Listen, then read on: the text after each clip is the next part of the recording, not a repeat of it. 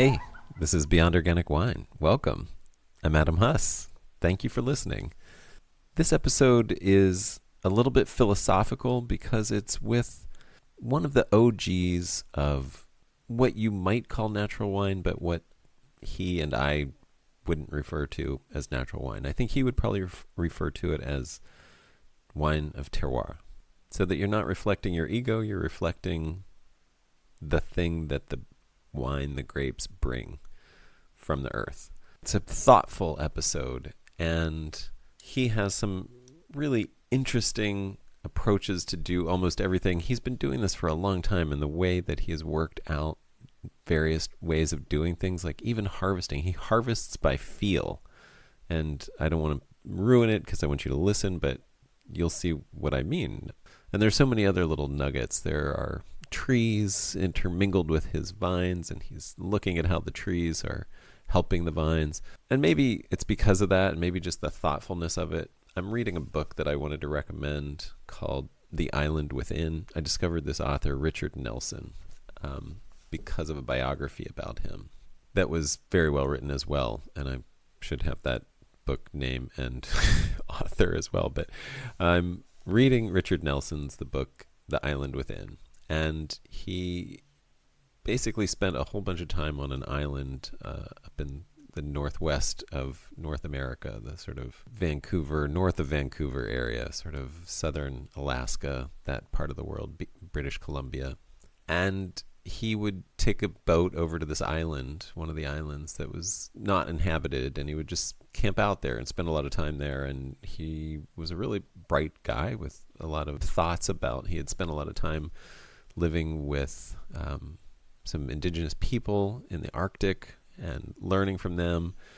And later on, he spent this time on this island. And he comes across this clear cut because, of course, like most of the Northwest, at some point, almost all the forests there have been clear cut. And he comes across this clear cut, and he's making his way through, and he comes upon this stump that is enormous, and he stands upon it, and he spreads his arms out as wide as he can, and the ring of the stump is wider than the width of his wingspan by a significant margin. And so he stands there on the stump, surveying this clear cut, having this sort of meditation about the things that you think about when you come across this stuff now, if you are somebody like me or like him, I guess. And he called it Clear Cut Valley. And I'll just read from here. It says, "I think of the men who worked here, walking down this hill at the day's end, heading home to their families in the camp beside Deadfall Bay. I could judge them harshly indeed, and I think myself closer to the image of Joe Stevens. But that would be a mistake. The loggers were people just like me, not henchmen soldiers in a rebel army, their pockets filled with human souvenirs. They probably loved working in the woods and found their greatest pleasures in the outdoors. I once had a neighbor who was a logger all his life, worked in these very clear cuts, and lost most of his hearing to the chainsaw's roar. He was as fine a man as I could hope to meet, and he lived by the conscience of Western culture, that the forest is here for the taking in whatever way humanity sees fit. The decaying stump is now a witness stand, where I pass judgment on myself. I hold few convictions so deeply as my belief that a profound transgression was committed here, by devastating an entire forest rather than taking from it selectively and in moderation. Yet whatever judgment I might make against those who cut it down, I must also make against myself. I belong to the same nation, speak the same language, vote in the same elections, share many of the same values, avail myself of the same technology, and owe much of my existence to the same vast system of global exchange. There is no refuge in blaming only the loggers or their industry or the government that consigned this forest to them. The entire society, one in which I take active membership, holds responsibility for laying this valley bare. The most I can do is strive toward a different kind of conscience. Listen to an older and more tested wisdom. Participate minimally in a system that debases its own sustaining environment. Work toward a different future and hope that someday all will be pardoned." Maybe the reason I wanted to read that is more than just it's appropriate to this episode, but it also seems appropriate to this era in humanity. My guest for this episode is Gideon Beinstock of Clos Saron, and I also did a video for this on the Beyond Organic Wine YouTube channel, where we get to see some of this vineyard and meet Saron, who is the woman behind the name Clos Saron, even though it's pronounced slightly differently. It's spelled the same. I recorded this live and in person, both in the vineyard and in the cellar at Clos Saron. And I invite you to go on this journey with me into the Sierra Foothills to a special place about an hour north of Sacramento in Northern California, where the trees still grow and the vines still grow. And there are people being thoughtful, like Gideon. Enjoy. Oh, and I just want to add one other thing. Gideon and Clos Saron are one of the featured wineries in a really beautiful documentary called Living Wine, directed by Laurie Miller, that I recommend. Maybe then we'll walk around and see what we do in the vineyard. Beautiful. Okay? Yeah. So my name is Gideon Beinstock, and I'm the co-owner of Clos Saron with my sweet wife Saron. Right. And I've had multiple conversations about the pronunciation of that because of that difference between her pronunciation and the winery pronunciation. Right. The person is Saron, now I got myself confused. The person is Saron, like Sharon, without the H. Got it. And the wine simply Clos is a French word, so it sort of leans towards the French pronunciation. So Clos Saron makes more sense. So right. We call it Clos Saron. Most people, I know that it's confusing, but anyway, we call it Clos Saron, and the person is Saron. And we started playing with this in 1995. We started seriously producing in 98, although 98 did not produce anything, so 99 really is our first wine from here. And the beginning was in parallel to both of us working at the Renaissance Winery nearby. Renaissance Vineyard begins, it's on the other side of this hill, on the east-facing side of this hill, so it's less than a quarter of a mile away from here. Got it. And for a good number of years, I was their winemaker, and Saron was an assistant vineyard manager. So we were both working there. Before being a winemaker there, I was working in their vineyards, and I was working for a while in their sales. So I had an exposure to the different sides of the business over many years. And when the existence of this vineyard came to our attention, it started giving birth to the idea of creating a new winery. And it was a little bit to begin with, I never aspired to be a winemaker, and I don't think of myself as a winemaker. I actually dislike the word winemaker or winemaking. Mm-hmm. I think that part of the big problem with modern wines, is the thinking of winemaking as a thing. Mm-hmm. And I can get more into it later, I probably will.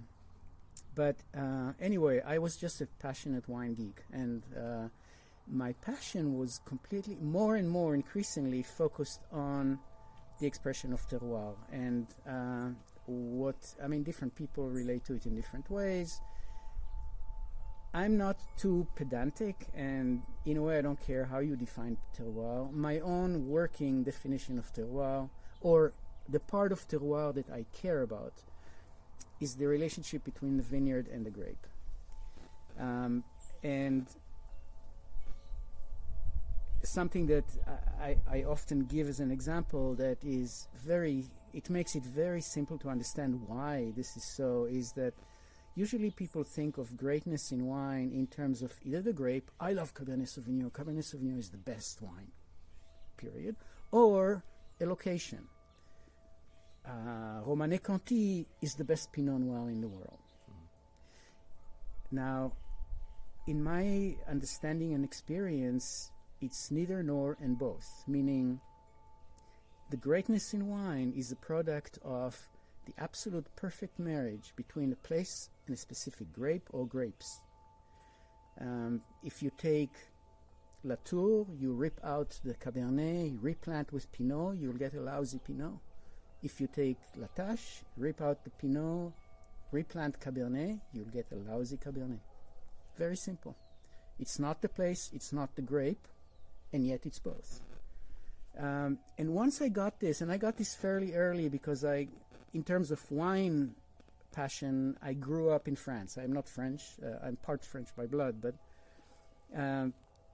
I was based in France for a good number of years, and that's where I developed a passion, and I got to know people in the industry.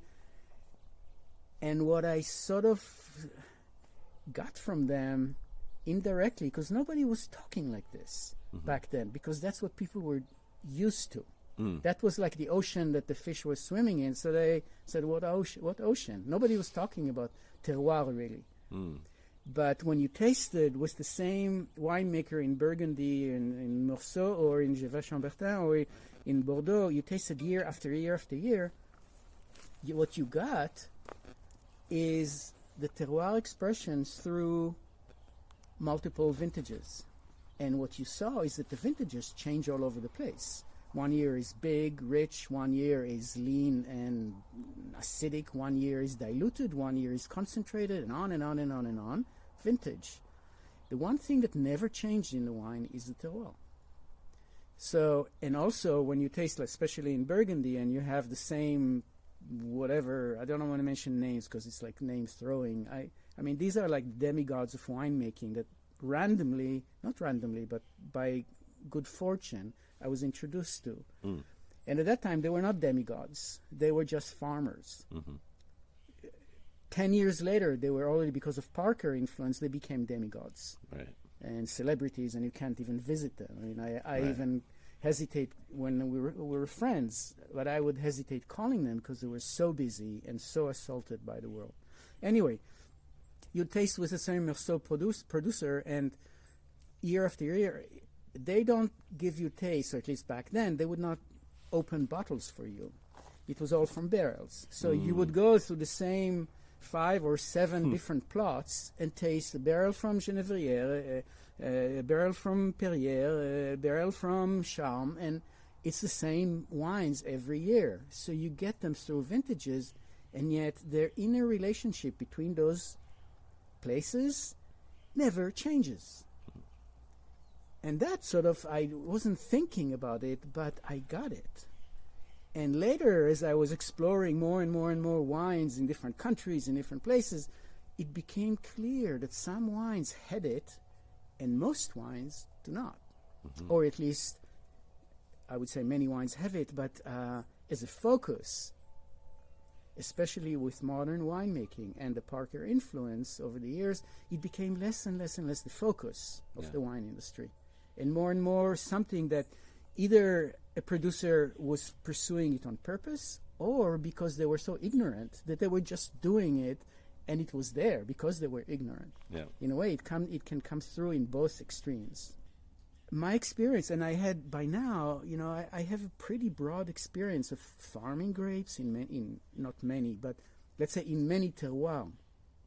Even though it's all in Oregon House, California, the great gift of Oregon House is that we have here, between the Renaissance used to be 365 acres of vineyard on one property. Wow. 3 hills, all the different exposures, 700 feet of altitude drop from the top to the bottom. Wow. An incredible vineyard in terms of the complexity of the terroir expression. Right. So that's where I cut my teeth on. And then as a young winemaker, I almost instantaneously realized that most of those vineyards were planted, quote unquote, in the wrong place. And I started migrating, again, quote unquote, migrating grape varieties from place to place, meaning we were grafting. And that's where my great connection to my wife, to Saron, came to be, because she was like the head of the grafting in the vineyard. Nice. And we were working very intimately together, too intimately together until we got married. But it was really a focused project on figuring out, well, if Sauvignon Blanc doesn't belong here in this specific site, what does, or what could? Mm-hmm. And you cannot come up with a definitive answer because you don't have neighbors to emulate, you don't have tradition to learn from, you have to experiment. Mm-hmm. So we started, and the soils here are complex as well. I'll get into that as well. It's very important for us. Anyway, so for a good number of years, my understanding of terroir, that was sort of in my taste buds, not in my head, sort of traveled and created a connection between what I was focused on in the winemaking and in the vineyard growing and development, and what are the values that I understood as a young wine geek 15 years earlier. So in a way, I can describe my last 40 years as truly a journey into terroir. That's one way to describe it, because I came from terroir world in France, where they take it for granted. Yeah. Like in the old world in France, you would pour somebody something like any Burgundy, and you would say, how do you like this? The first thing that they would say, whether they were knowledgeable, or to whatever degree they were knowledgeable, they would say either it's typical or it's atypical. Not, oh, this is a great Pinot, or this is a lousy Pinot. They would say, yeah, you say Pommard, but, you know, I don't find Pommard here. What the fuck is that? In our modern world, nobody talks like this. Mm-hmm. And then they would say, yeah, this is a typical Pommard. And they would say, I like this, I like that, I don't like this, I don't like that. That would come next. But the first thing was, is it typical or not? That's terroir. And this is, nobody talks like this here in California. I talk like this now because I've been in one place for a long time, making many varieties, and again, things that come, that are expressed, different varieties, different years, and so on. The same notes that are being played on the piano is the vineyard expression. So in a way, in a nutshell, all that Clos Saron is about is terroir. Okay. In the old-fashioned way, and that's why we don't do this, we don't do that, we only do this, we only do that. That's why we stripped all the quote-unquote winemaking into basically nothing. It's simply to get out of the way so that whatever comes, one way for me to describe the process is that in terms of winemaking, there are like 3 decisions that make or break the wine. And again, all of this is subjectively in Gideon's world. This is what's important to me, is the expression of the vineyard. If the expression of the vineyard and the grape are what's utmost importance, these are the things that you would care about. One of them is when and how you pick the fruit. Second is when, maybe how you press. And third, when do you bottle? Everything else is fluff. Everything else is noise, pretty much. So we have reduced all of the process between vineyard and bottle into 3 steps. We foot stomp everything, we press, and we bottle. There's basically nothing else. There is no blending, there is no adjusting, there is no use 1 year of this, 1 year of that. There is no playing with maceration, cold maceration, first extended maceration, later. We don't do batonnage, we don't do fining, filtration, nothing. Right. And that's why we don't do carbonic, we don't do petnat, we don't do amphoras, all of the cool things that you may, all of these, I have nothing against them, but they always come at the expense of your terroir. If I fermented something in an amphora, it would taste like clay. This is not my terroir. What do you ferment in? We ferment in these. See? Open top, Gotcha. macro bins. Right. Okay. Aging? Aging, all in the same neutral barrels. Got it. Got them from Renaissance a million years ago. They're still in operation. I'm going to use them until they die. When a barrel leaks, here they are. One leaker here. It's just standing there. And Yeah. Okay. And there is no choosing of the barrels. Whichever barrel is available, it gets the next wine, and then the next wine, other than white and red. I have a few barrels that are white, Right. and the rest are red. And that's it. So that's why I don't think in terms of winemaking. We do not make a single decision in the winery in terms of no stylistic decisions. Zero. All the wines are made exactly the same way. Exactly. Nothing different. The point at which the picking of the fruit is done with the exact same approach, which I'll get into.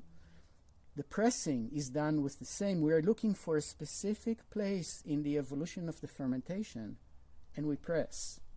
No matter what the color, no matter what the grape, no matter what the vineyard is. And we're looking for a specific place in the aging in a barrel, and we bottle. That's it. So when you... I'm sorry. I know we both have phone things going on. I don't know anybody in Atlanta, Georgia. And I can put this on... Yeah, I have to do that too. Yeah, we'll put it on... And I'll forget that I am now in... Right. I'll try to remind you because I have to remind myself too.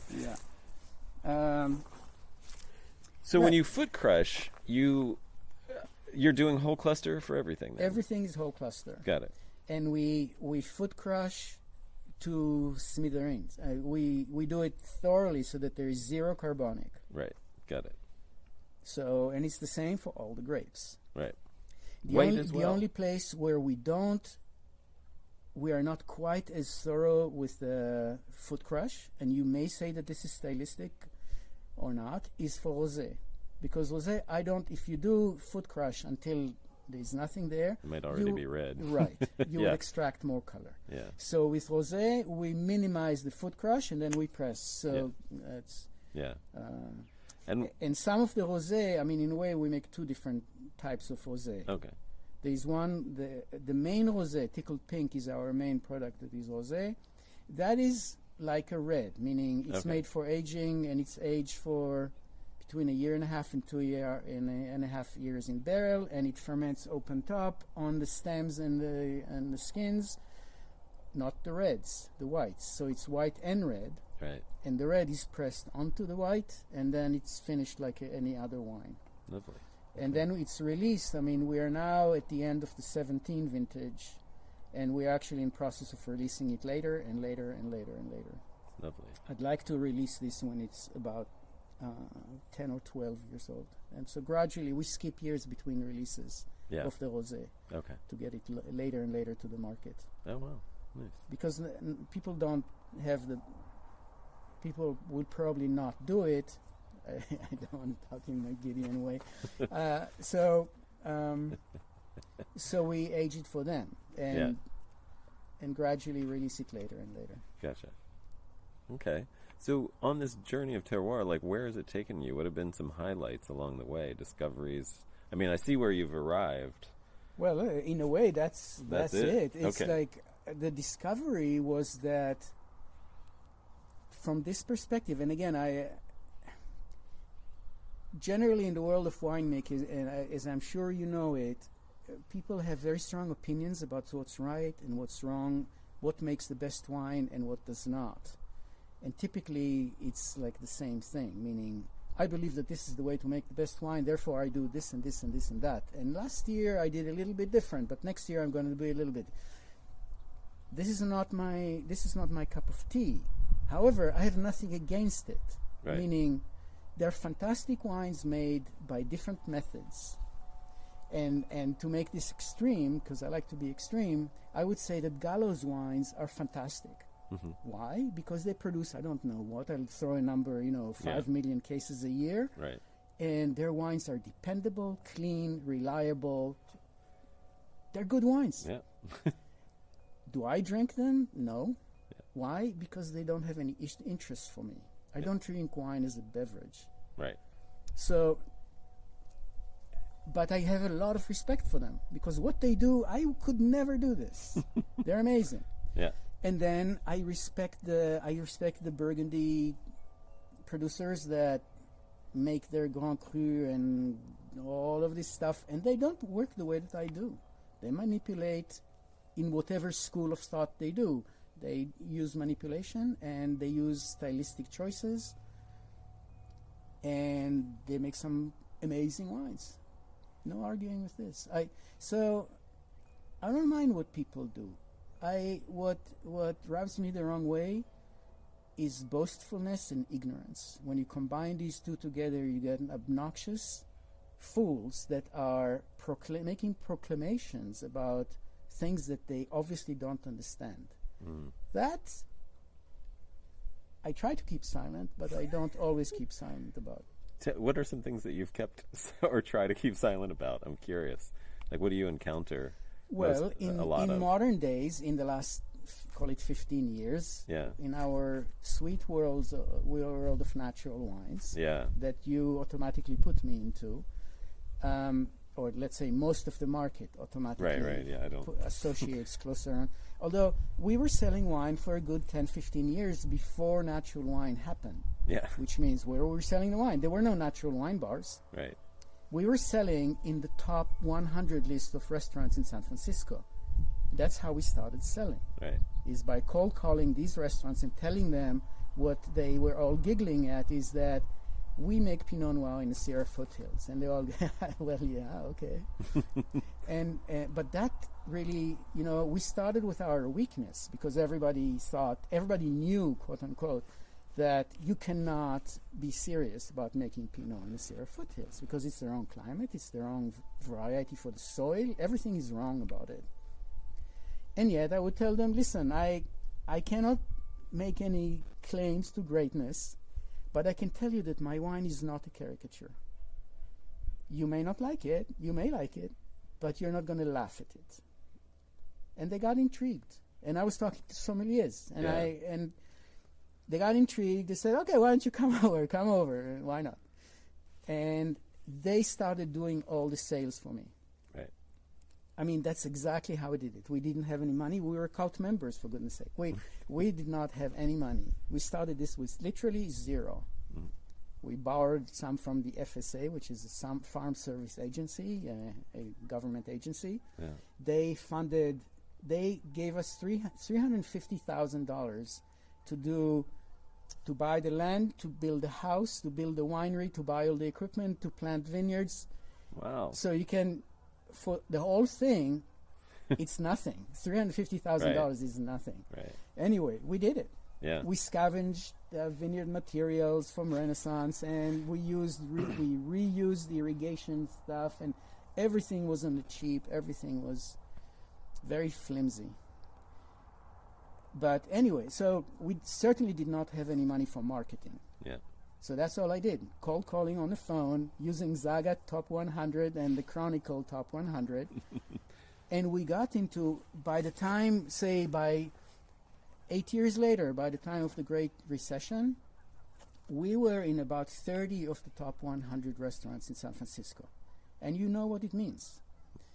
So by the time of the invention of the natural wine world, we were established. I mean, established is a big overstatement for a winery that produced up to 1,000 cases a year. So, and yet we had traction in the market. We had recognition enough to sell our wines. We are one of the few wineries in the Sierra Foothills that actually sell out our production, which is very rare in the Sierra Foothills, even until now. So it says something. And anyway, so come the natural wine world, come the earlier the earliest of them, Donkey and Goat and Brock Cellars, and you may even not know of these guys, or maybe you do. Do. Okay. Yeah. They were like the first generation that started sprouting around. Their first wines, forgive the expression, were shit. Yeah. They were really awful wines. 3 years later, they started making decent wines. So they were learning. But the thing, so what I witness from my perspective, what I witness in the natural wine world is great excitement, passion, experimentation, a lot of ignorance, a lot of sort of making wrong connections and wrong kind of conclusions, both in the wine industry and in the public. Some of it still carries along and is still that. Some people, and so you started this by asking what rubs me the wrong way, or what did I see? So I'm coming finally to this, is that when people advocate and praise their, what I would call their ignorance and their faults in terms of making wine, I don't praise. Right. So I have nothing against carbonic, against amphoras, against no sulfites, against whatever it is. And yet, no sulfites? Give me a Domaine d'Auvernois that ages them for 12 years before release because it was mousy in barrel all along, and they wait until it's no longer mousy, mainly. I mean, some of their wines are also mousy. But so they're doing no sulfites the right way. Mm-hmm. If you do no sulfites, you have to submit yourself to the implications in terms of the wine being a pleasant experience. Mm-hmm. If you don't, it means you ignore your own methodology and the consequences of your own action, and that I don't respect. Yeah. I'm going to change sides so that I am you're in the shade. staring into the sun. Me too. I'll join you. Yeah. So, anyway, we experimented with no sulfites. We experimented with sulfites only at crush or only at bottling. To me, none of these things truly worked to the degree that I want my wines to be stable. Mm-hmm. I want my wine to be like the old Renaissance wines where we used conventional, light-handed and yet conventional sulfite chemistry. Uh-huh. By pH, you calculate what's the free level or level of free sulfites that you need in the wine, mm-hmm. and you maintain it at that. Yeah. And these wines are so stable that, I mean, all these old Cabernets, I mean, they're on the market now. And these are at 30, 40 years of age. They're stable. When they're 30, you can open it. Second day, it's better than the first. Third day, it's better than the second. Yeah. That's not the way most wines are. And that's beautiful level of stability. I'd like my wines to be like this. So what do you do? So right now we went back from 2018. We went back after years of experimenting, like 5 years of these experimenting with different regimes that produced, to some degrees, some. The early years at Clos Saron did not produce mousy wines, and we were sulfiting at crush and at bottling, and then we went to only at crush, and it was sort of okay. Then we went to nothing, and then we started getting mousy wines, and then I went, okay, well, that appears after bottling, so maybe the problem is the bottling, so let's only sulfited bottling. That didn't fix it. But it took me 5 years to realize that. So, because it takes time until you see it in action. So we went back from 19 and on. We went back to crush and bottling, and mainly it's working, but it's not working perfectly. So I'm starting to suspect that there is more than sulfites that are going on here. Mm-hmm. It can be that because of our own action, we created such a strong strain that has dominance in the winery a strain of yeast or bacteria that creates whatever molecule it is that with oxidation goes mousy. Right. Anyway, it's still a search or research that ongoing, and at some point I may get to full understanding or not. I don't know. Yeah. But that's what we do now. And the wines are basically stable. Occasionally we have wine that after 24 hours goes somewhat mousy, but none of them go severely mousy anymore. And none of them goes mousy like after an hour or 3 hours or sometimes 30 minutes in the glass. No, so they don't do that anymore. So they're more stable. They're not perfectly stable yet. Some of them are not. Mainly they are. Anyway, that's something I don't have a solution for completely. A lot of your wines are pretty old upon release, right? Like, what's your youngest wine that you have for sale at the moment? 22 Carte Blanche, and 22 we just released 22 Zinfandel. We call it Black Swan. Black Swan, okay. But you have some quite old things as well. Right, those are the two exceptions to the rule. Okay. In our entry-level wines, that is from purchased fruit, we are able to release them for a lot less. Thank you. A lot less than our own fruit. We can get into this because production here is extremely feeble. But those we age like those. We have a 20 and an 18 vintage. Yeah. So by industry standard, those are already somewhat aged. Right. Our own production, which is Pinot, Syrah, recently Cabernet. We have just released the 19 Pinot. We have just released the 18 Syrah, that's Stone Soup, and we have just released a 15 Cabernet Sauvignon. It's called the One.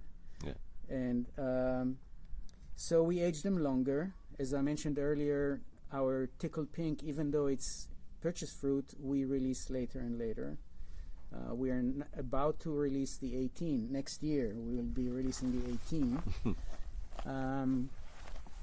So we do age them, and the reason why we age them is because they take time to come to a place where, without a PhD, you can say, "Oh, these have some merit. Maybe I should pay attention." Right. And so we come now to our region. Yeah. We are on an exceptional little micro. It's not a tectonic plate, but it's like a micro plate. We are in the foothills, but we are not part of the foothills. The foothills as a region is the rubble that was created by the submersion of the oceanic plate below the continental plate. As they two scrape together, what you get is rubble that creates those hills, and that's granite. It's all granitic. What we are on is by origin volcanic. Right. And that's something that I only understood literally like last year. Yeah. After forever telling everybody we're on granite here. Well, our soils are made of decomposed gabbro, diorite, rhyolite. These are classified as granitic rocks, and yet they are like right at the cusp between granitic and volcanic. And the way they are produced is by suboceanic volcanoes. Okay. That cool by contact with water rather than cool by contact with air. Right. So instead of getting basalt, you get gabbro. Right. But basically, these are in origin. These are volcanic activities. Right. And this is a known research phenomenon that I was not aware of. It's called the Smartsville Arc. Okay. And it's from roughly where we are going towards Auburn, in a narrow kind of a path, like 20 miles across. Yeah. So it's a very small section. And anyway, it's a fascinating story. all along I knew that there is something different between our grapes at Renaissance and here and other Sierra Foothills, and I could never say why.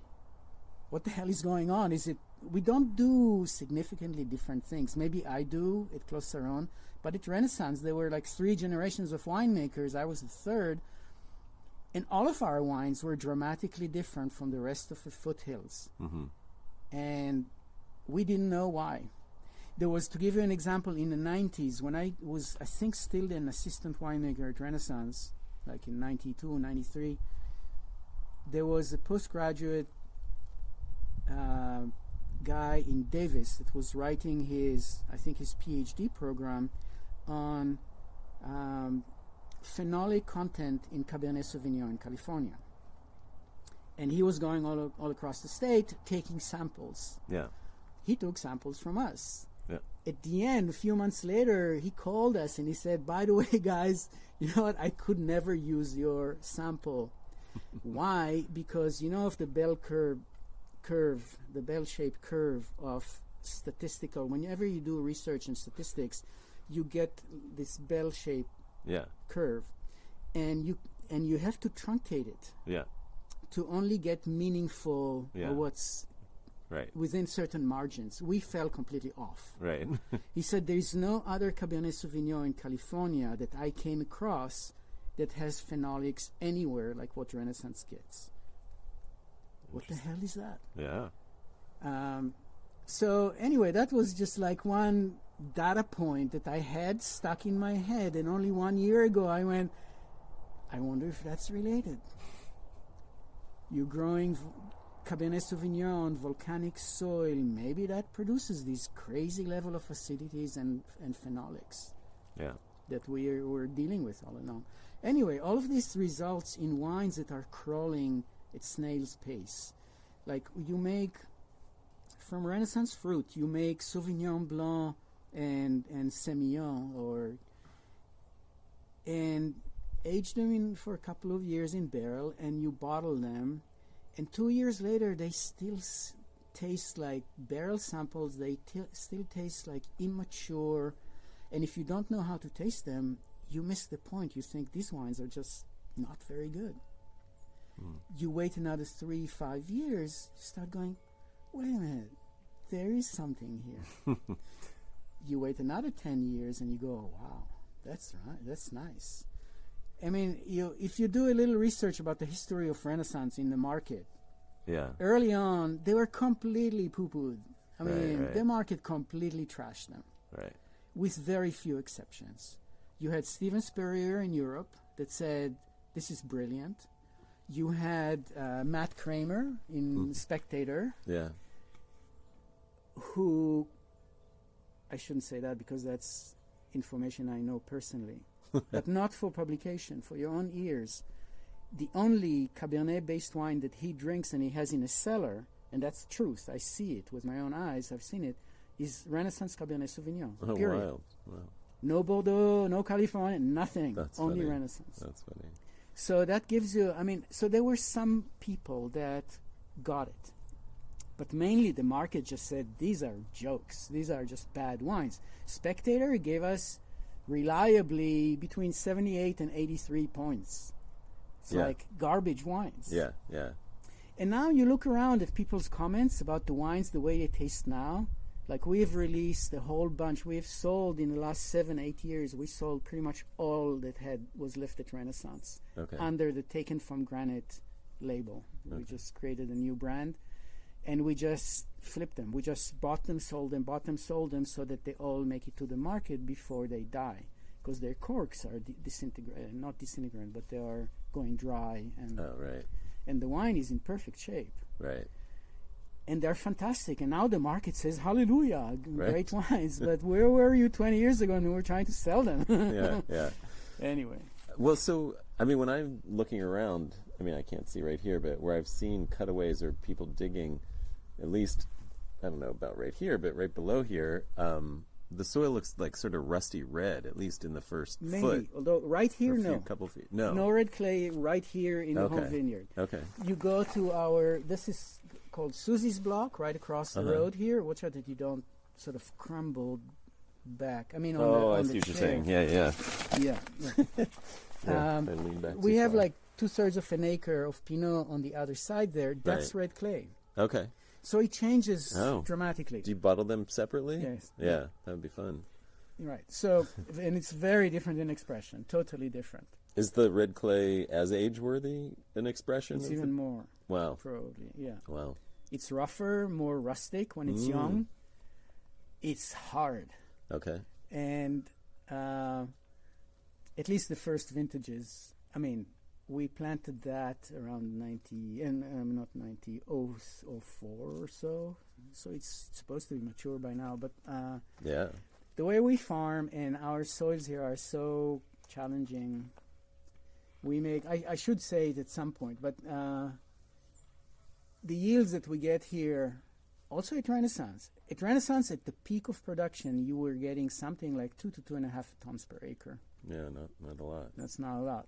Here, there is one section of the vineyard here we farm here now 6 acres. Oh, okay. Great. There's one section that produces close to 2 tons per acre. Everything else is below 1 ton per acre. It's like we Wow. get 3/4 ton per acre and up to 1 ton per acre. So it's dismal. It's Wow. horrible. Part of it is challenges with microclimate. We get spring frost here. This is a cool microclimate, Right. hence the success of the Pinot. Even now with the global warming, in fact, even because of global warming, we get more and more spring frosts because you get earlier bud break, and therefore you get the nights are still cold in April, Right. and you get fucked. Yeah. And for the vines to be submitted year after year after year to spring frost just destroys them. Yeah. They lose so much energy. Got it. Yeah. So it's very challenging. So Yeah. our vines don't want to grow. It's almost like pruning them in August or something. Yeah, you're just like, Well, we stopped doing that because that also wastes energy. right, that's what I mean. And we were doing that for a few years, and then we Oh. realized, what are we doing? That's a bad idea. Right. That's, again, one of these ideas. In the wine industry, there are so many ideas that are just passed around willy-nilly. Yeah. And people just say, oh, yeah, that sounds like a good idea, and they copy it, they do it, and then it takes them 10 years to start going, what? Yeah. Why am I doing this? Anyway, so we stopped doing this a number of years ago. One thing I want to ask you about, and we'll film this a little bit later, but in both of these blocks I see multiple trees. This one has a really big tree right in the middle of it. Right. How does that, do you notice that now with things warming up and stuff, or just with your microclimate, does that impact the yield with those vines that are under the tree or around Very the tree? much, yeah. How does it impact it? More, less, beneficial, detrimental? It depends exactly on the side and the place in the shade where the vines are. Gotcha. So, one undesirable effect is that there is a small section on the northern side of the tree, right under the tree, where it produces less and less fruit. Right. It just doesn't fruit as much. Right. Because there's not enough sun to convert the nodes Right. into, so they turn into tendrils. Got it. Because they have a choice. The tendrils have a choice. Do I become a cluster or do I become a tendril? Got it. And that happens during the season. Right. So Based on last year's sunshine or that year's sunshine? no. That's this year. Got it. Okay. No, what's based on last year's sunshine is how many potential clusters do I have per shoot. Got it. So that's last year. But those potential clusters can become either a tendril. Is this the right word? The little squiggly thing? Yeah. Tendril. Yeah. They either get converted to tendril or to cluster, depending on this year's sunshine. Got it. Oh, So that's an unfortunate, but that affects very small section under the tree. Yeah. Everything else that is on partial shade is improved. Wow. You great. get healthier fruit, sort of more decent sized clusters, more decent sized fruit, no sunburn. Wow. The vines are more relaxed and less Right, yeah. beat down by the excessive heat. Fun. Huh. Yeah. So that's on purpose that we're leaving trees, and in fact we're bringing back wherever we can, we have eliminated from production this section that is above Bow and Gray's where we're staying. Yeah. That was about 1 acre, that we used to call the South Block. That was beat up by the heat and the sun. That was the most exposed section of the vineyard. And we decided to basically take it out of production and gradually convert it to some kind of a bee sanctuary or a food forest. And that's basically in the just beginning steps of where it's going to go. I mean, if you came here 5 or 10 years from now, it's going to look a lot more convincing. Anyway, but we left our vineyards planted. I mean, to begin with, we planted them in very small sections. There's nothing that is more than half an acre all as one building block, as one planting block. It's a bunch of small pieces. And then between them, there's shrubs, there are trees, and we encourage the trees, and we're going to plant more and more trees. Because that's where nature is going. That's where we need to go. I mean, this is just, you have to follow nature. I mean, if you don't, you're an idiot. Do you mean the natural succession of the landscape goes back toward trees, or do you mean I mean that the global warming, we need more trees? You need more trees, both for your human existence and for your vineyards, because the idea that, I mean, even tomatoes, peppers, these are things that are supposed to grow in full sun. Here you plant tomatoes in the full sun, they go give me a break. I can't do it. So there's multiple kinds of full sun. If you're not observant, your agriculture is bullshit. You have to be observant. You have to be, in a way, part of the key is that agriculture, to be truly agriculture rather than some kind of a business, needs to be small scale and needs to be terroir based. And what we do is terroir based agriculture. And the wine comes out of that. And would you apply that same principle to even vegetable farming? Anything, we grow vegetables. We have a small vegetable garden, and we are struggling with all the preconceived ideas of all the fools in the world that tell us to do this or do that. And after doing this stupidly for a number of years, we realized that's not working. So what should I do? And we basically gradually come, if you want to come have a look. Let's start there. Come have a look at the vegetable garden rather than on the vineyard. To begin with, it's not a priority. So you have to understand, this is not getting the red carpet. Right. But it's a producing garden. Right now, our winter is severe. You can grow basically nothing during the winter here. In the greenhouse, there are a few green things that can grow a little bit, but it's an in-between. You come here in the dead zone. But I'll show you. You will be able to see really how it's done and how it does work. These are the beds that were created the last few years. The way we create a bed is like this. You create a straw bale frame, and you put super deep compost. All the house organic trash comes here.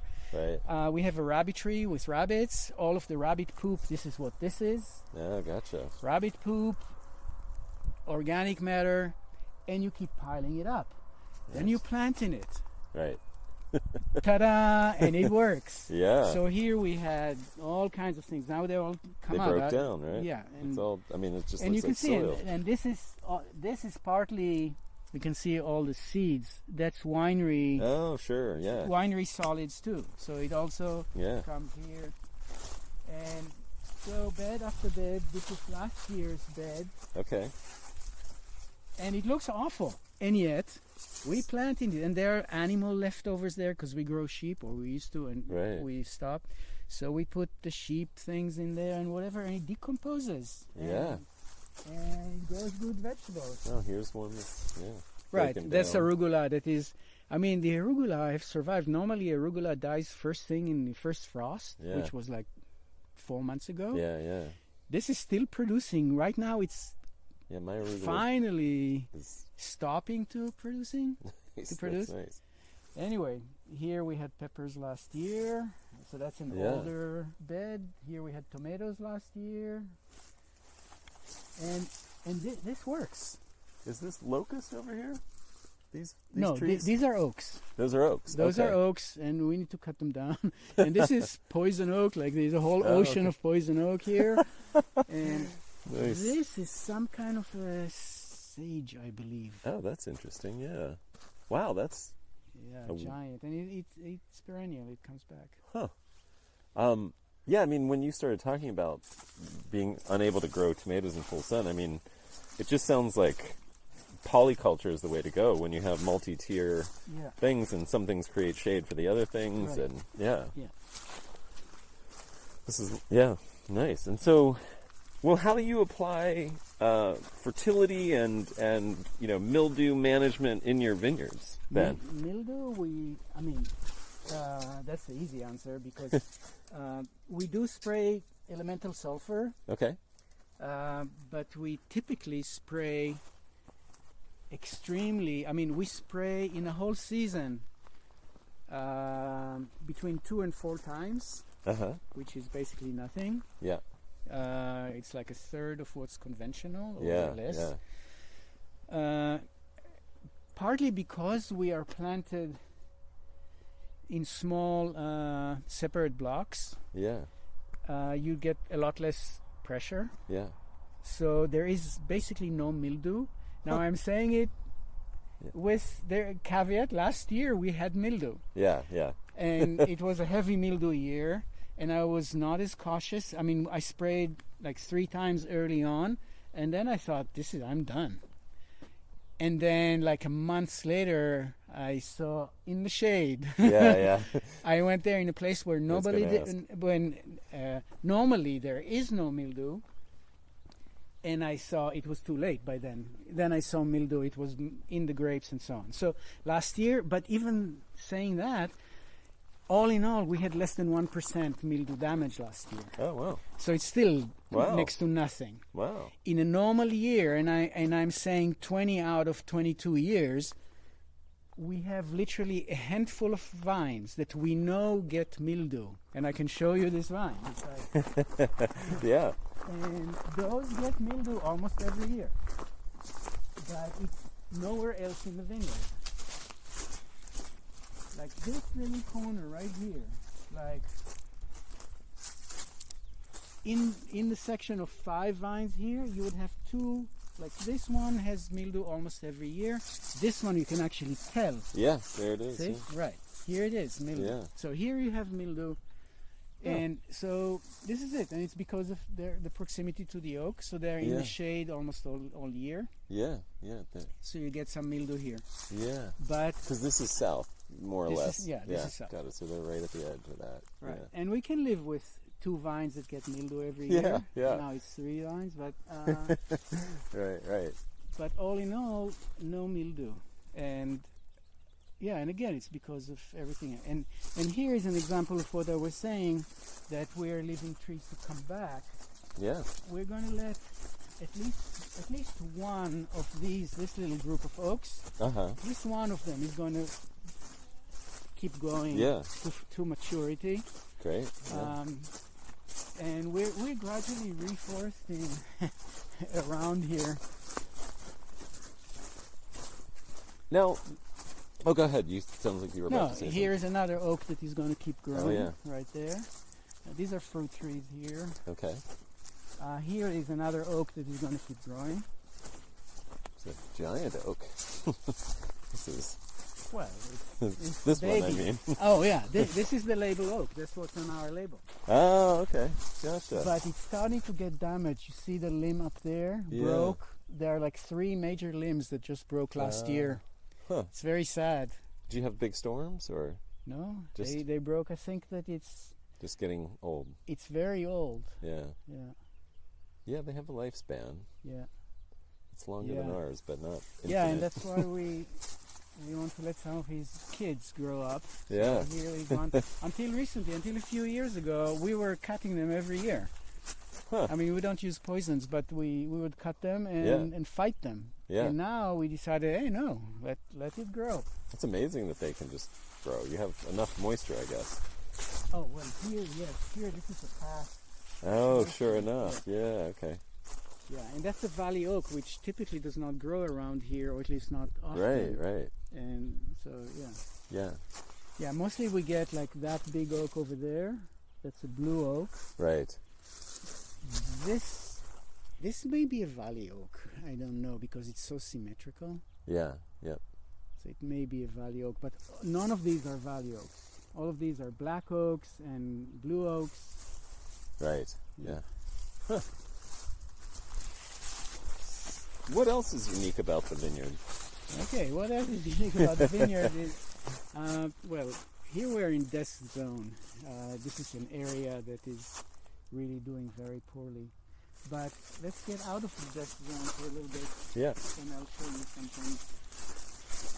Like one of the things that we do in order to combat the decline of the vineyard is... Looks like you're doing cane pruning and bringing up canes doing from like new this. trunks. Yeah. Yeah, new trunks. Oh, you're layering. Yeah, we're layering. So this is a layered vine coming from here. Oh. And this was an experiment that we did for a few years, and it did work some, but it introduced disease into the mother vine. Oh, from the soil? Or No, from this is very stressful because to maintain this is demanding on the vine. Gotcha. So then we moved to, when we do layering more recently, we're doing it, I'm not seeing here any example, but we're moving it, maybe this. Yeah, this is coming from here. Okay. And that also came from here. But we would take a long, let's look at this guy. Like when you have a long sucker, this is not completely sucker, but let's say in the first year when this came out, yeah. If you have a very long sucker, you can trench here, plant it, and bring it up. Yeah. So it's the same. It's air layering, and yet it's done from the root.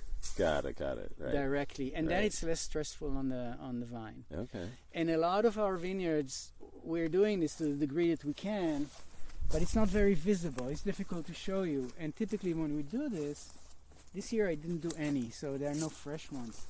When we do this, we mark it with the green tape on the sending side, like if it came from here and went there, we would tie a little tape here, because then it plunges under the ground, and we would tie a little green tape here. Right, just so to you show. see the sending and the receiving side. Got it.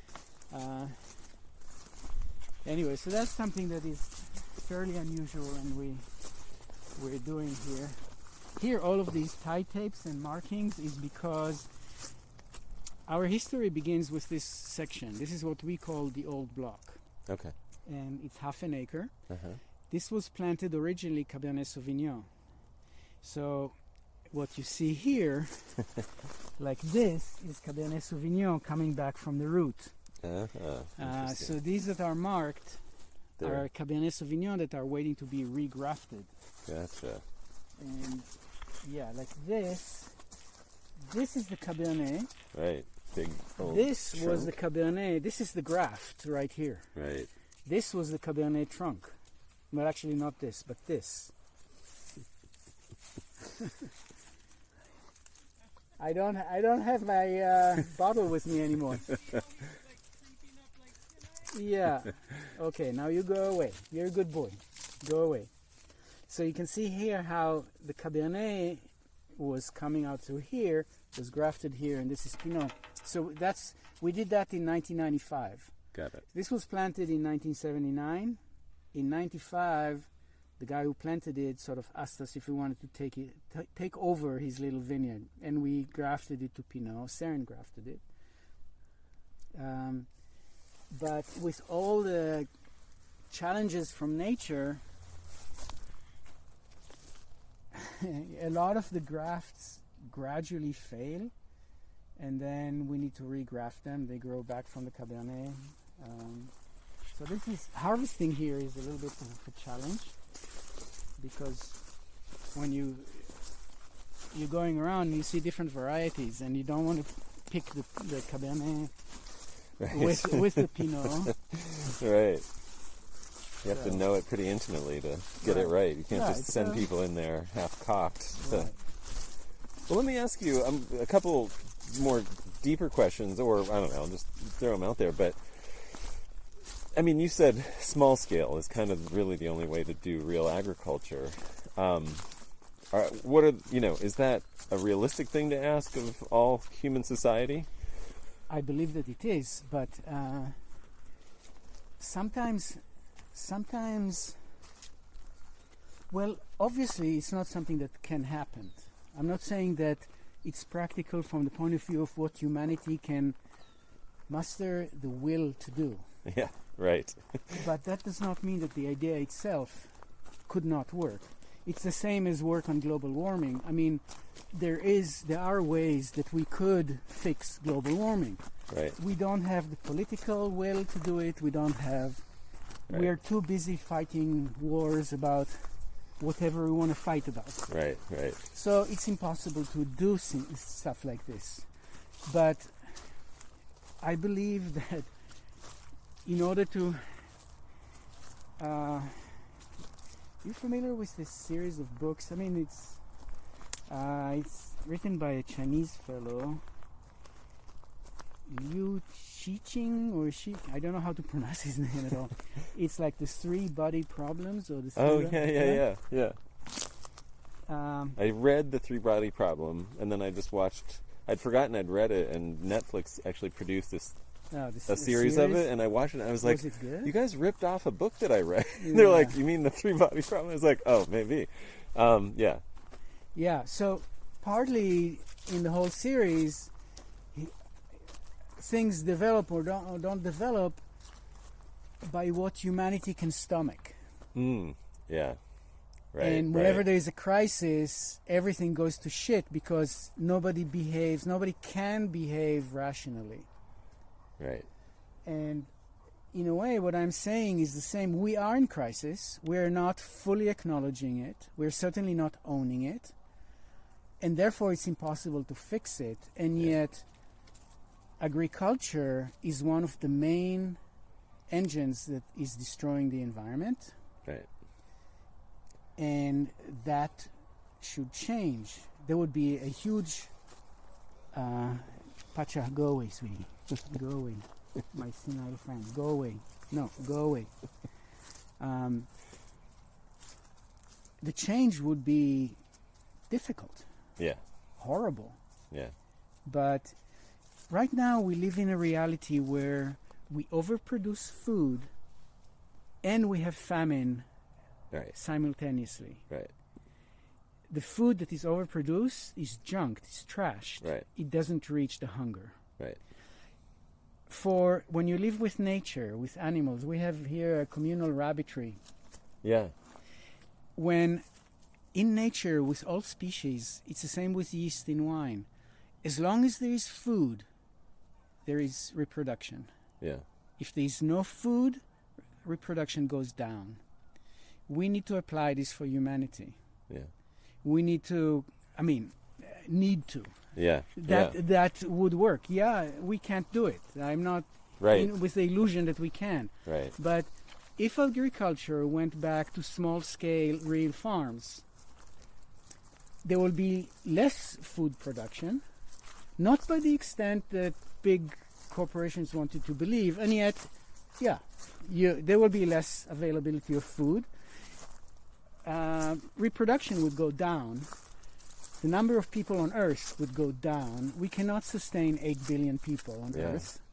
I just read a great book called Changes in the Land, and it's a historical ecology, and it's a look at what happened to the ecology of New England after first contact. And there is this great comparison they make between the native tribes who were living there, the native people who were living there, and like how they just never let themselves... They were more abundant than the colonists, but they lived within this limitation. Like, they weren't expanding their populations. Like, they had a nice, stable population, and that's what they kept it at. And they would sometimes just let themselves starve, meaning that they, didn't overproduce, but they could go for 7 days without eating, and that was kind of normal throughout their annual cycle. It's just a really fascinating thing where we've just What's the name of this? Changes in the Land. Okay. It's really good. It's one of the best books I've read about this. But just some of the comparisons to how much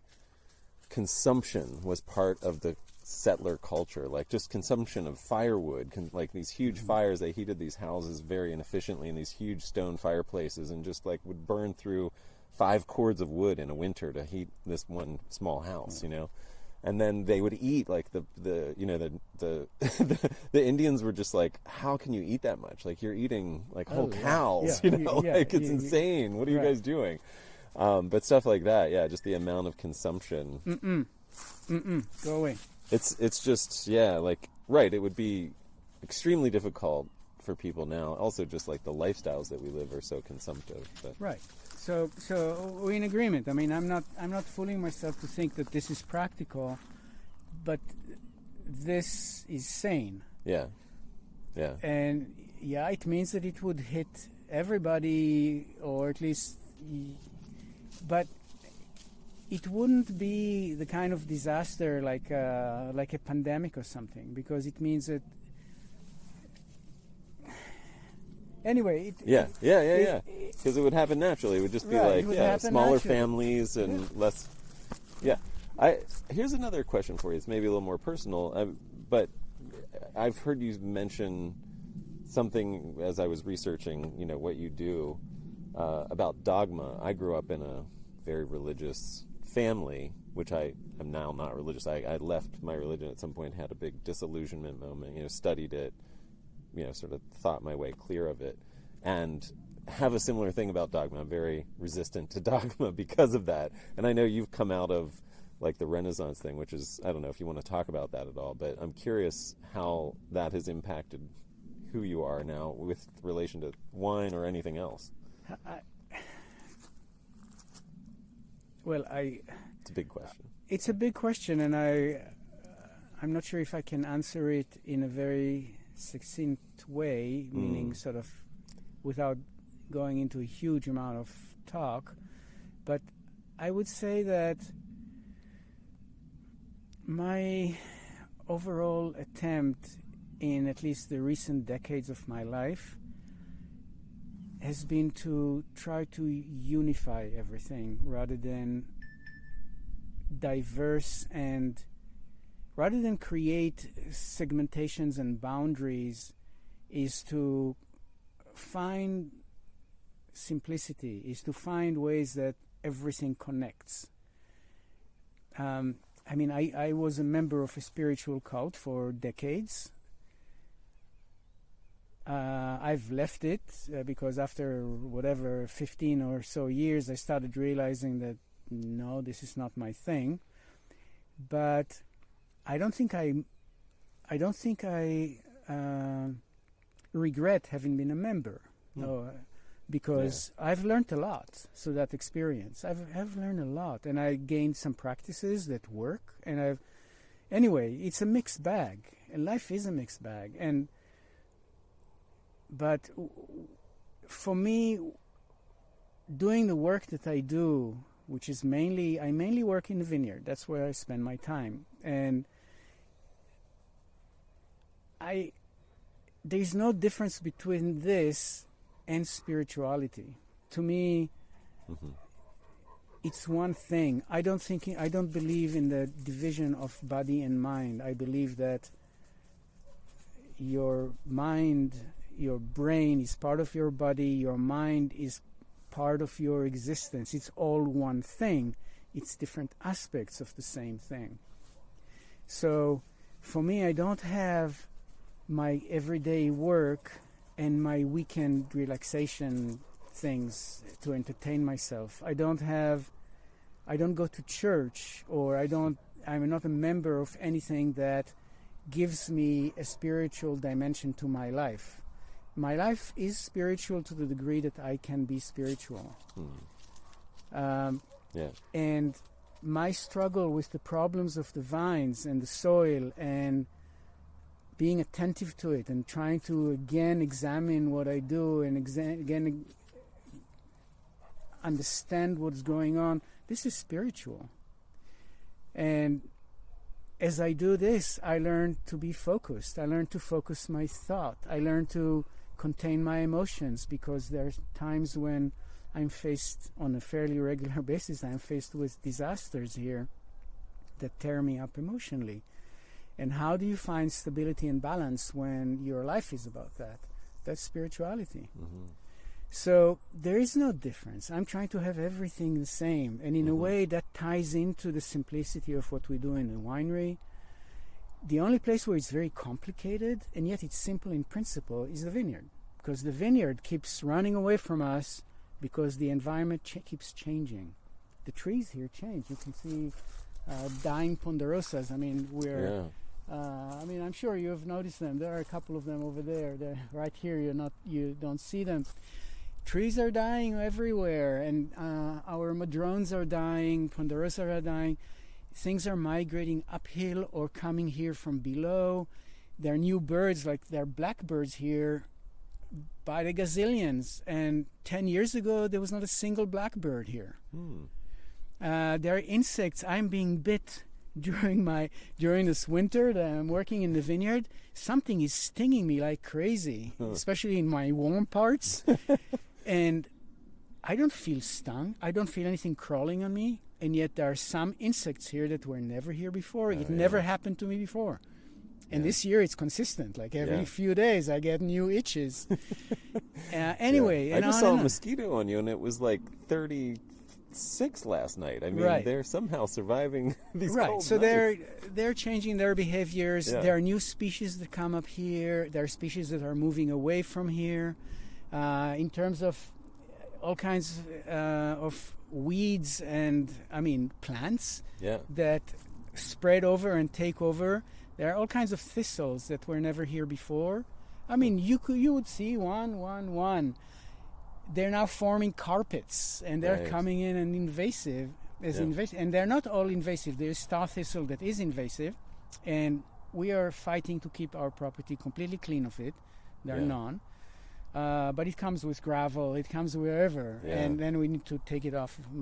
But there are things that are native to California, but they did not used to live here, and now they live here. Yeah.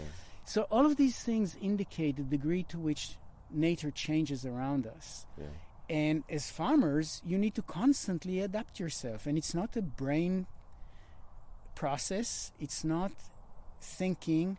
It's more, first of all, being aware of what goes on around you.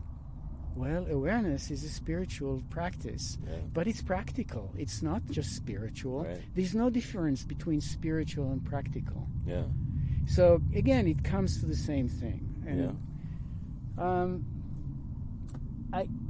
I wanted to go back to this over here, because here we are. This is the property line, the power line. Okay, got it. So this is our own land. Should we video it maybe? Is it time to switch to video, or is this good for also audio? What do you think? That can be video. You can look at this with a video, because that's a very unusual story too. Okay. So we could do this on video. We'll stop this then, I think.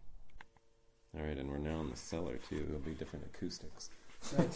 So in a way, I wanted to talk about, because I mentioned earlier that in terms of if what you want to produce is terroir, truly ultimate terroir wines, meaning they cannot be more terroir-y than they can be. Right. Then there are two things I want to talk about. One of them is harvesting, and one of them is pressing.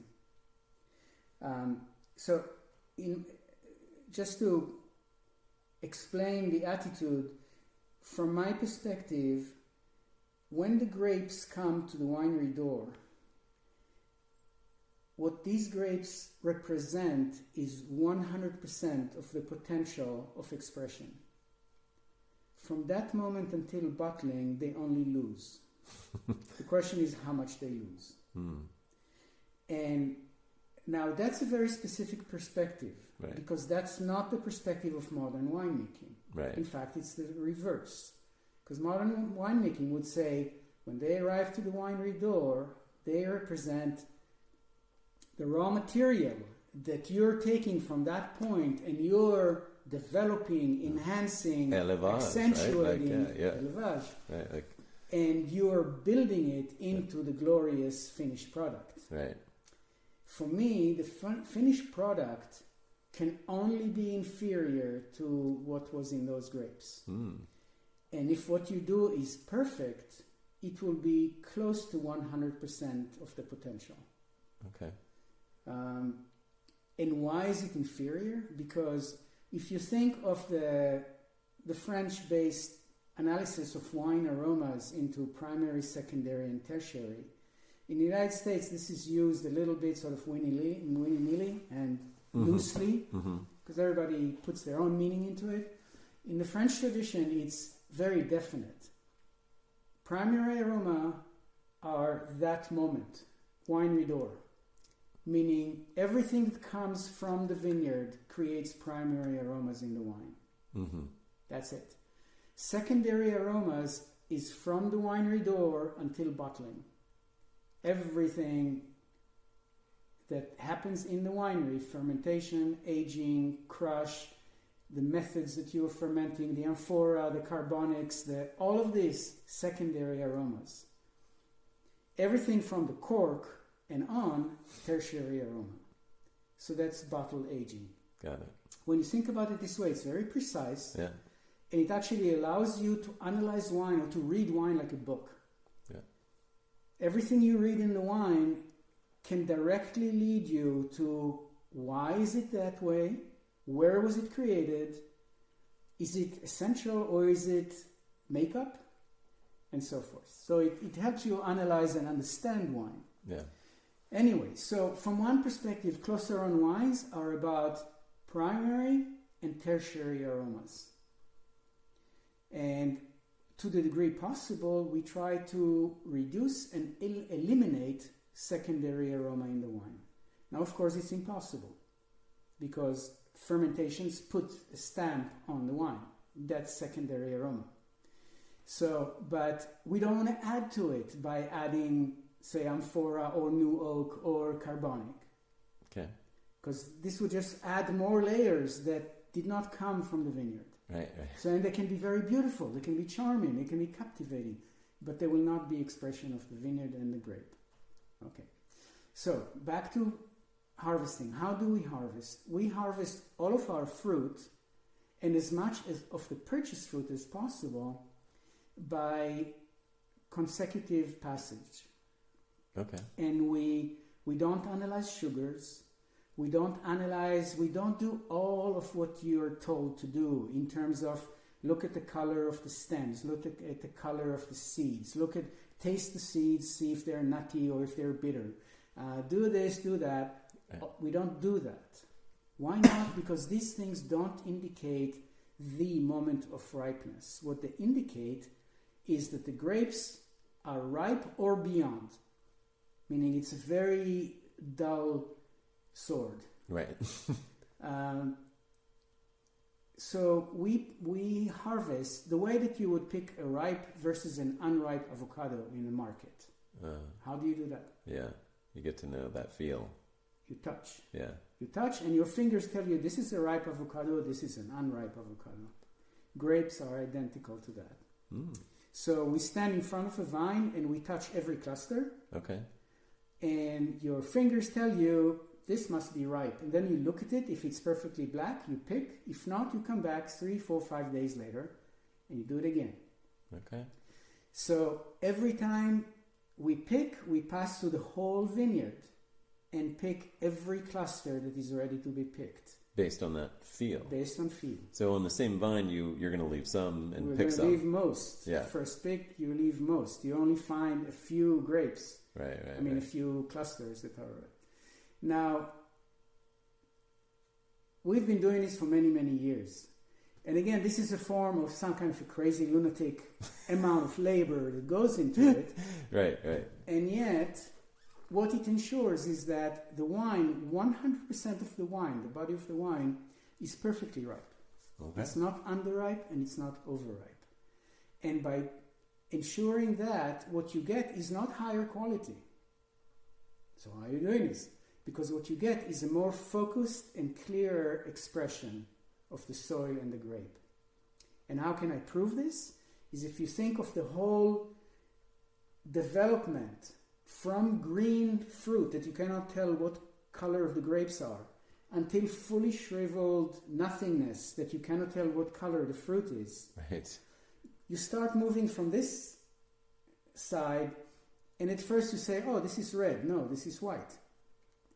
Then you start saying, well, this is red, but I cannot tell what varieties it is, but I can tell you that it's maybe Cabernet or Syrah, but it's not Pinot Grenache, because you start seeing more the color, the shape, whatever. Yeah. You start getting this, but you cannot say anything about the soil. You get a little bit closer and you start saying, well, this is definitely Cabernet, but I cannot tell what soil it is. You get a little bit closer, you got to say, oh, this is heavier soil, this is lighter soil, or this is... The closer you get to the moment of ripeness, you get more and more precise information. And it's lost on the other side. Right. So it's not man-made.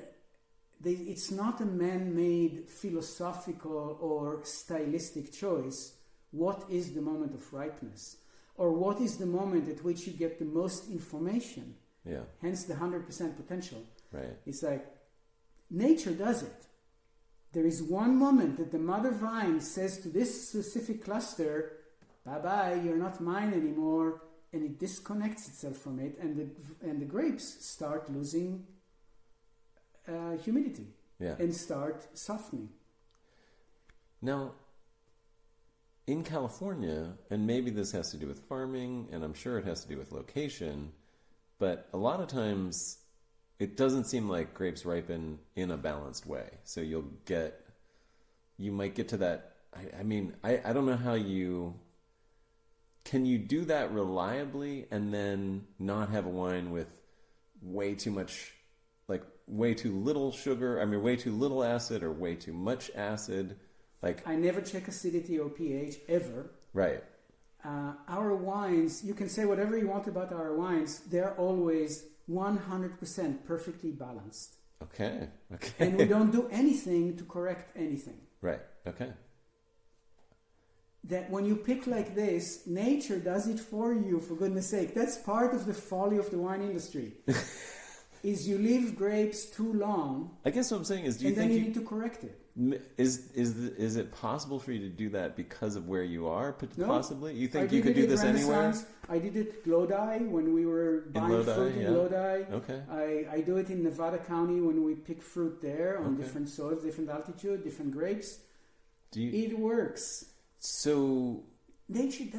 Do you notice anything? Because I'm guessing you have to check alcohol later on, right? I check once you foot stomp a bin. Yeah. You check the sugar on it. And then check the that's bricks your potential. and that's my potential alcohol, and that's it. Do you notice when you're picking, using this technique, say in Lodi versus here, that you're getting more sugar or less sugar or anything like that? Very slightly, not much. Wild. Really? And I've done this in the hottest year in the last 20 years and in the coolest year, or the wettest, in 11 versus in, I don't remember, 16, I think it was the hottest. Yeah. The finished wine is within 1 degree alcohol of each other. Wild.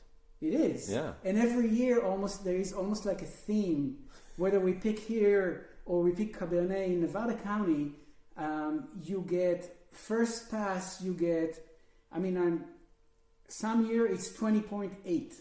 Another year it's 21.3. Right. And it's never above 22. Wild. It's between 20.5 and 21.8, pretty much. Wild. First pick. Okay. And then during the whole harvest, because we do it in the white field, you do it a crazy number of times with the 12 different varieties. You can do it 8 times. On the Pinot here, there were years that we did 8 passes through the Pinot. You get 1 full brix difference from the first time till the last time. Huh. So yes, overall it gets riper, but hardly at all. Right. So you get a difference. You get anything from 12% alcohol-ish to about 13.4, 13.3. That's the range. Yeah. Always reliably, and always with completely well balanced acidity, completely well balanced body versus aromatics versus acid versus structure. It's always in balance because nature does it for you. Unless you work with a terroir that is truly the wrong terroir for your grapes. Right. And then you probably will need to correct it, I assume. But even then, I'm not so sure. Right. Yeah. If you did. It's fascinating. Okay. Yeah. And so... Can you... I mean, I should come back in the fall and have you demonstrate this on camera. I'd like to see if you can teach that. Yeah, you can come during harvest. I mean, during harvest, I cannot give you time. Right. But it's like in the movie when they were doing this here. I gave them relatively very little time, but they can follow me and listen to my chit chat. I can chit chat forever. Right. And with the pressing, same idea. The wine tells you when it's time to press. Yeah. If you care about terroir. Yeah. The whole thing is really... Tell me about that. Well... So you're not waiting for... what are you looking at? We're not maximizing anything. Okay. The term maximizing is the kiss of death to terroir expression. So what do you look for? What are you looking at in the... Every single wine ever fermented went through the exact same evolution in terms of just the appearance of the wine. It's like every single sperm and egg went through exact same evolution of cellular buildup and body buildup until it's an embryo, until whatever, until it's a baby. Yeah, it's the exact same thing. It's nature. Nature works the same way because that's I don't know in terms of evolution, in terms of Darwinistic kind of thought. It's economical. Why invent something 15 times? You can invent it once.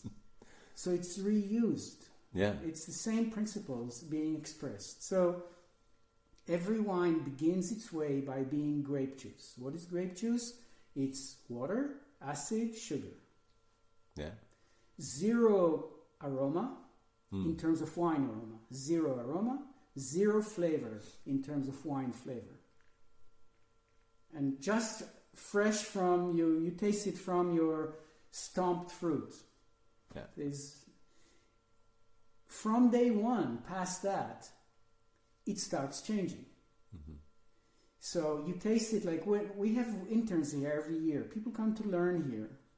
And what they learn is that every morning we start with this little sort of process or ceremony or whatever it is. We go through all the different fermentations. You do the patch, which is the very minimal amount of... It's not breaking the caps. It's just soaking the caps ever so gently, just that they get wetted. Yeah.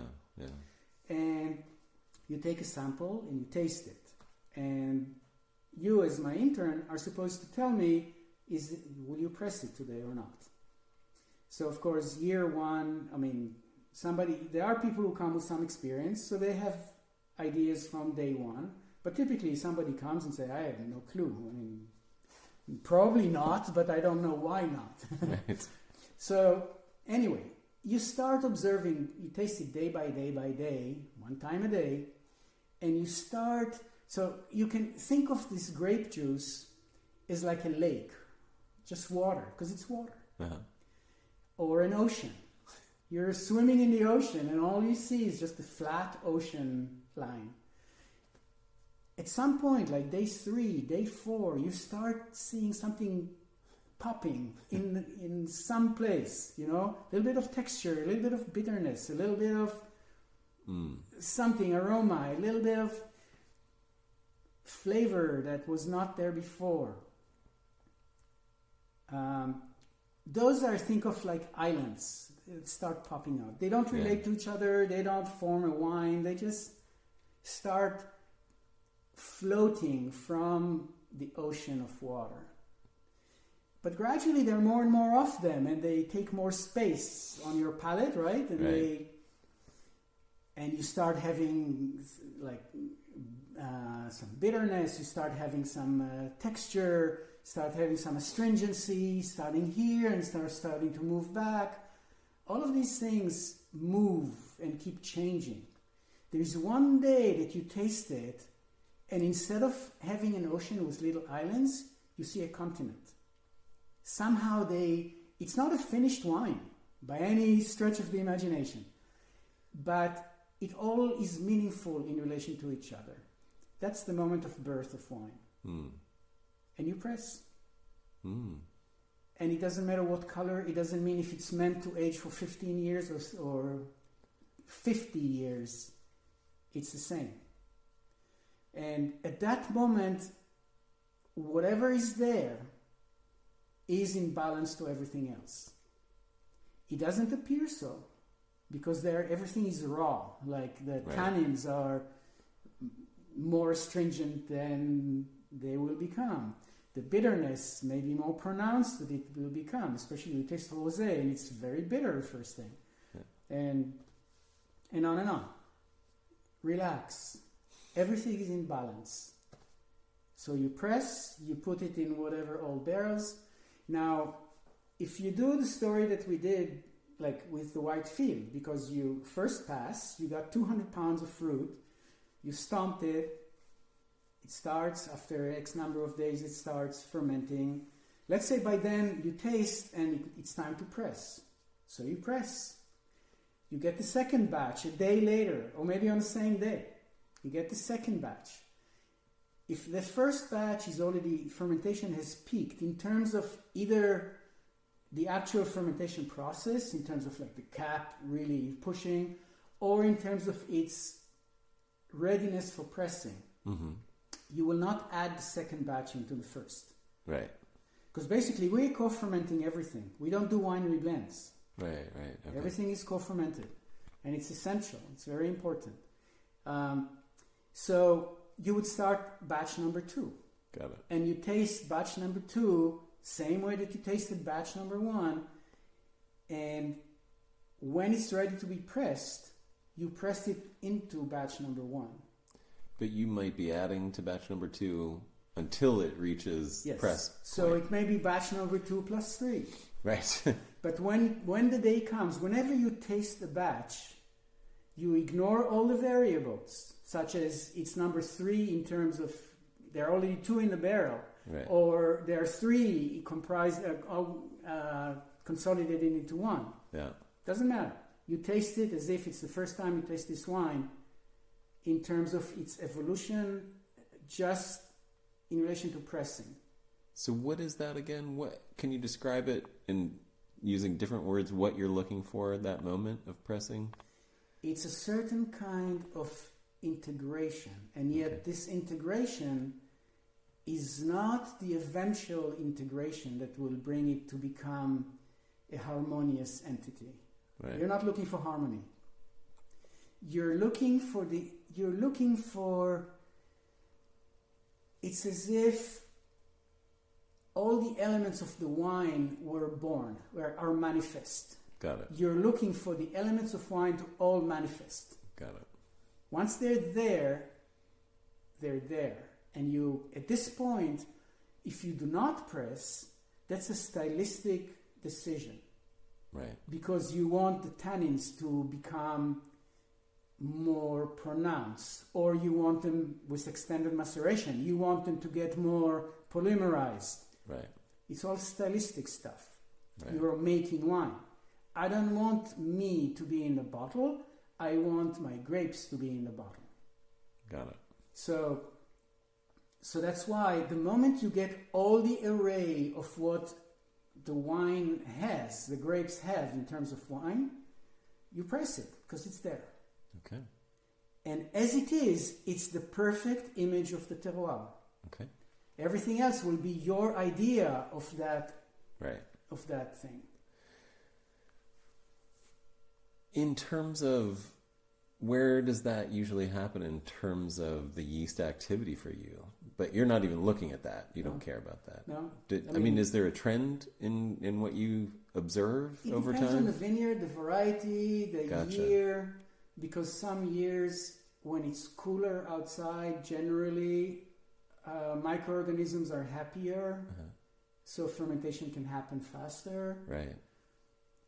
But all in all, I would say that the range of days of maceration are from at least like 3 to at most maybe 12 or 15. Right. Usually it falls more between sort of 5 to 8. Yeah. But I never count the days. Right. I just take notes. I'm the the bookkeeper. Now, obviously, like depending on how the yeast are progressing, you're going to have more or less sugar in there. Do you care about the sugar? Is fine. Sugar is fine. The point of pressing, I don't care if it's because there's this big thing below 2 bricks. It's like a danger zone. You don't press between 2 and 0 or 0.2 and 0. I don't remember what it is. There's like because it'll get stuck or something. It may stick. There is no such thing as a stuck fermentation in my universe. Fermentations can take a year and a half. Yeah. But it will go dry and it will ferment dry. And if it takes longer, it takes longer. Right. I mean, right now we have a number of bubblers still in there. And that's from 24. Yeah. They're 24. All my 23s are dry. Occasionally I think something is dry because we don't check. And then a year later it starts bubbling again. And I go, you're back. Okay. Same with malolactic. They all go through malolactic. Right. I never check, never inoculate, never do anything about that. Okay. And, yeah, and I mean, when I started, I mean, in a way, I was a little schizophrenic because what I heard here in the wine industry, especially at Renaissance, compared to what I heard in France by these peasant growers that I went to, like Lafarge and Lafon, that were peasants. Here there was a lot more concern about what you do and what you don't do and what you shouldn't do and what you can't do to your grapes and to your wine. There people were generally doing it the way they were doing it because that's the way they do it in the village, or that's the way their father did it or grandfather did it. Right. And it was at the cusp of changing because right. the world was catching up with them, but it was still like that. Right. So in a way, I was really very privileged in my beginning. But here, like, I found out that it's very risky to not inoculate. Mm-hmm. Now, with the natural wine, nobody inoculates, right? Right. But nobody actually cares if the wine tastes good or not. I mean, that's not true. No, that's an exaggeration. A lot of people pride themselves that the wines taste like shit because it means that it's natural. Right. They say, well, it's natural wine. You taste its naturality. Right. It's not man-made. It's not cleaned up. It's supposed to taste. I don't subscribe to this. Uh-huh. To me, it's a fallacy. It's crazy. Yeah. Because wine should taste good. If it doesn't taste good, why drink it? Yeah. Natural or not. Why drink something that doesn't taste good? Yeah. So to me, wine should taste good. But does that mean you do use yeast or don't use yeast? No, we never ever inoculated the wine here. Right. No. But whether the fermentation goes fast or slow it's its own business, sort of. I certainly am happy when, in a way, this year is like an irony of fate, is that for the first time in my 25 years history here, we needed to make a cash flow wine. Okay, yeah. Because our sales last year, because none of our distributors were buying anything. Right. I mean, we were still profitable, but we were not moving much wine. Right. So I have very limited storage space. So practically, I need to move more wine out because I just don't have anywhere to store it. So hence building a new storage place. But in parallel to this, I thought, okay, so come 2024, we're going to make 2 wines, unusually, that are stylistic decision, that are wines that are going to be released early, sold for less, and just move out. Because I know that we have the traction in the market that if we release something instead of for $45, if we release it for 25 or 30, it will just fly out. Yeah. So I thought, okay, this is the time for something extreme because the main thing is that I don't have storage. That's a big threat. Yeah. If you don't have storage. Yeah. So we made 2 such wine. One of them is the pink because you saw about a barrel of pink that was already bottled. That's against the grain here. We never do that, but we did, and that is fine. It was finished and is a happy wine. The other wine that is red it didn't finish fermentation. It's sweet.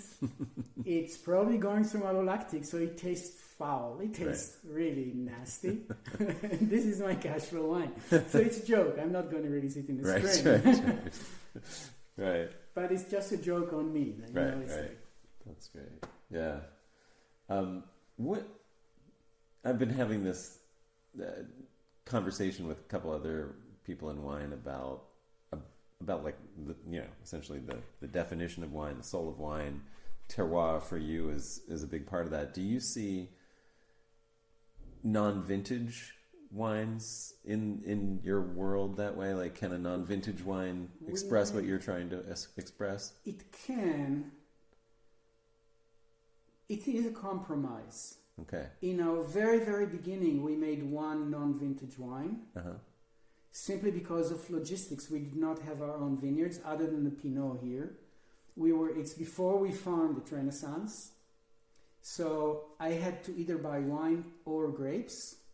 I did not have the facility and the logistical ability to buy grapes, so I bought just bulk wine from Renaissance. And there was one wine that I don't exactly remember the logistical nightmare that it went through, but I decided, okay, we're going to bottle these 2 vintages together. So it was a blended wine from Renaissance fruit that were not produced to become Clos Saron, but I just bought 2 barrels of this wine, 2 barrels of that wine, happened to be a different vintage. And so we made 1 non-vintage wine. It came from the same terroir. It was found by the same people, so it is a terroir expressive wine. Had I co-fermented it, it would have been by this much what you were more terroir expressive. Gotcha. So yeah, co-fermentation is very important, and yet very important. It's it's not as important on as how you pick the fruit or when do you press or when do you bottle. So it comes down the line, and yet it is important. It has importance. It's again allows the wine to be more clear in the vineyard expression. When you let the wine finish and then you blend it with another finished wine, in a way, each of them sort of, I don't know what words, because I'm thinking out loud here, sort of solidifies into its own individuality in a way, and then you blend 2 individualities together. Right. Versus co-fermenting, which creates 1 individuality. Right. Which is clearer, more definite. Yeah. It's something along these lines. Yeah. I think about if you aren't, this is, sort of a hypothetical question, but if you aren't trying to express terroir, for me, it's like, well, what are you trying to express? Then what does it become? It becomes so subjective. It becomes it becomes about you, it becomes about your ego, it becomes about stylistic preferences, it becomes about money. It becomes about money. Right. Yeah. It becomes about something other than terroir. And there are legitimate things. Sure. Yeah. Yeah. I mean, and you may judge them based on your own subjective makeup. Right. Like if somebody was there are actually a few examples like if somebody was a quarterback or whatever in the NFL and they have shitload of money and they decide to, they retired, whatever, but they want to use their money and they fell in love with wine and they want to make the world's best Cabernet or Chardonnay. Right. Then, it is about their ego, and yet it expresses their passion about something and their part ignorance of that something, because their idea of greatness there is rather limited and misunderstood, sort of. So they would hire a famous winemaker and put a few $1 million into a facility and make yet another trivial over-the-top Chardonnay or Cabernet. But in a way, it expresses you could say that about not just sports people, but like billionaires. It's like happening all the time. Anybody who gets a certain amount of money, right? Yeah, it's like... Yeah, what's his name? Filmmaker, Coppola. Yeah. Good point. Yeah, and and I don't truly judge this, because it's not that it's meaningless and only about their ego. Yeah. It is about their ego, but it's also an expression of some of their passion for something. And that's something genuine. Yeah. And or it's about business, or it's about some kind of like in France, in the hierarchical world of France, it's more and more about business / reputation. Right. Reputation it's not, it's connected to business, but it's not business. Yeah. Because you can have somebody like, say, it's not in France, it's in Spain, but somebody like Vega Sicilia in Spain, that was for so long, now it's under a new family for the last, 15, 20 years, I don't remember, but in the old time, they didn't give a shit about business. It was all about reputation. Right. You know Vega Sicilia, right? I've heard of it, yeah. Yeah, it's like... I don't know if I've tasted way it. back when, before Spanish wine became reinvented as a cool thing, same as the Loire and the Jura and all of these. Right. Nobody gave a shit about Spanish wine and about Jura and about Loire. Right. People did respect one winery in Spain, and that was Vega Sicilia. There was a desert and there was Vega Sicilia. Just like that. Yeah. I'm talking 50 years ago or 40 years ago. Yeah. And so that was, and they would fight for it. That's what they were doing. Yeah. So the same in France, it was that. Now, since the world had a Parker, since Parker happened to the world of wine, the Lafite, Latour, Margaux, Mouton no longer are struggling to be terroir specific. Right. At least not nearly to the extent that they were before. In the 70s, an idiot ignoramus like myself could blindly taste these 5 and with certainty tell you, this is Margaux because it's the lightest and the most perfume. This is Mouton because it's the most Cabernet based and sort of richest. This is Latour because it's the most erect and austere. And this is Lafite because it's the perfect balance and elegance. Ta-da! Yeah. And it was just like that every fucking year. And it's no longer the case. Yeah, yeah. You taste Lafite next to Latour and they're not Good so luck, obvious. Yeah. And next to Leoville Lascaz, and next to, they're all, well, Leoville is still more terroir oriented than some of the other ones. But anyway, the world has changed, and now they're competing for the prestige of beating the other ones in blind tastings. Mm-hmm. Right. and being the best of the first, Right. whatever that means, Right. and having the highest ratings and so on. So that's a different game, Yeah. and they excel at that game. In Burgundy, it's closer to terroir, Yeah. but it's in Burgundy you have terroir fanatics, Yeah. and you have the different schools of